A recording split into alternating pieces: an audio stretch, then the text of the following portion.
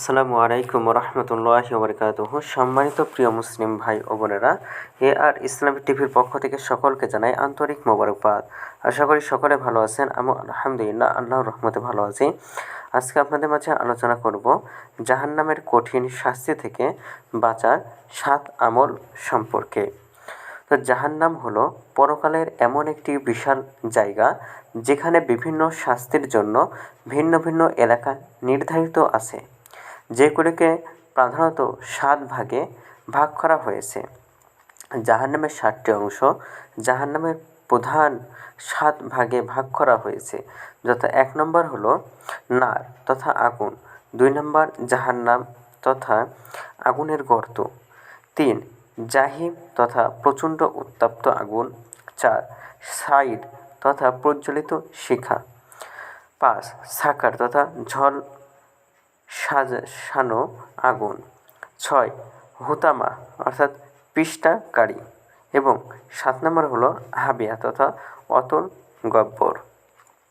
পবিত্র কোরআনে আল্লাহ জাহান্নামের আগুনের উত্তাপের কিছু বিবরণ দিয়ে দেওয়া হয়েছে এবং তিনি বলেছেন, এক আয়াতে মহান আল্লাহ তাআলা ইরশাদ করেন, এটা তো লেলিহান অগ্নি যা গায়ের চামড়া খসিয়ে দেবে। সূরা মাআরিজ আয়াত নাম্বার 15-16। জাহান্নামের ছায়ার বর্ণনা দিয়ে আল্লাহ তাআলা বলেন, তোমরা যাকে অস্বীকার করতে চলো তারই দিকে চলো 3 শাখা বিশিষ্ট ছায়ার দিকে, যে ছায়া শীতল নয় বরং যে ছায়া অগ্নিশিখা থেকে রক্ষা করতে পারে না, তা উৎখন্নপূর্ণ করবে। অট্টালিকা তুল্য বৃহৎ স্ফুলিঙ্গ, তা পিতল বর্ণ উষ্ণ শ্রেণী। সুতরাং সেই দিন দুর্ভোগ মিথ্যারোপকারীদের জন্য। সূরা মুরসালাত আয়াত নাম্বার 29-34। জাহান্নামের আগুনের জ্বালানি হবে মানুষ এবং পাথর। আল্লাহ তাআলা বলেন, অতএব ওই আগুনকে ভয় করো যার জ্বালানি হবে মানুষ এবং পাথর। জাহান্নাম থেকে পরিত্রাণের যে উপায়গুলো বা 7টি আমল সে সম্পর্কে এখন আলোচনা করব। 1 নম্বর হলো আল্লাহ এবং রাসূলের উপরে বিশ্বাস করতে হবে। জাহান্নামের আগুন থেকে বাঁচার প্রধান উপায় হলো আল্লাহ এবং তার রাসূলের ওপর যথাযথভাবে ঈমান আনতে হবে এবং জীবন এবং সম্পদ আল্লাহর পথে বেশি ব্যয় করতে হবে। মহান আল্লাহ তাআলা ইরশাদ করেন, হে মুমিনরা, আমি কি তোমাদের এমন বাণিজ্যের সন্ধান দেব যা তোমাদের রক্ষা করবে বেদনাদায়ক শাস্তি থেকে? তা এই যে তোমরা আল্লাহ এবং তার রাসূলের উপর ঈমান আনবে এবং তোমাদের জীবন এবং সম্পদ দিয়ে আল্লাহর পথে লড়াই করবে। এটাই তোমাদের জন্য উত্তম যদি তোমরা জানতে। সূরা সফ আয়াত নাম্বার 10-11। 2 নম্বর আমল হলো আল্লাহ এবং রাসূলের আনুগত্য করতে হবে। আল্লাহ এবং তার রাসূলের অবাধ্যতা থেকে বেঁচে থাকা জাহান্নাম থেকে মুক্তির অন্যতম উপায়। মহান আল্লাহ ইরশাদ করেন, আর কেউ আল্লাহ এবং তার রাসূলের অবাধ্য হলে এবং তার নির্ধারিত সীমা অতিক্রম করলে তিনি তাকে জাহান্নামের আগুনে নিক্ষেপ করবেন, যেখানে সে স্থায়ী হবে আর তার জন্য আছে অপমানজনক শাস্তি। 3 নম্বর আমল হলো যাবিত পাপ থেকে মুক্ত থাকতে হবে।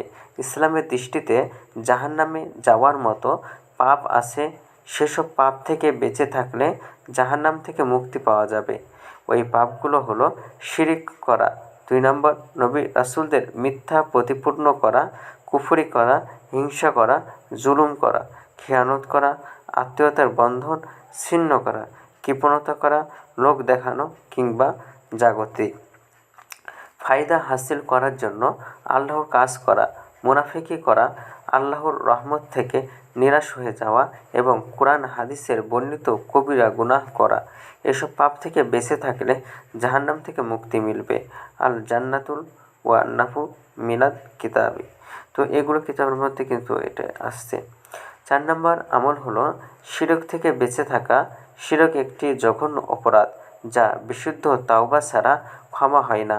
এর মাধ্যমে জান্নাত হারাম হয়ে যায় এবং চিরস্থায়ী জাহান্নামের আগুনে দগ্ধীভূত হয়ে যায়। সুতরাং শিরক থেকে বেঁচে থাকতে হবে। এ মর্মে মহান আল্লাহ তাআলা বলেন, নিশ্চয় যে ব্যক্তি আল্লাহর শরিক স্থাপন করবে তার উপর জান্নাত হারাম এবং জাহান্নাম হবে তার চূড়ান্ত ঠিকানা। আর সেদিন জালেমদের কোনো সাহায্যকারী থাকবে না। সূরা মায়েদা আয়াত নম্বর ৭২।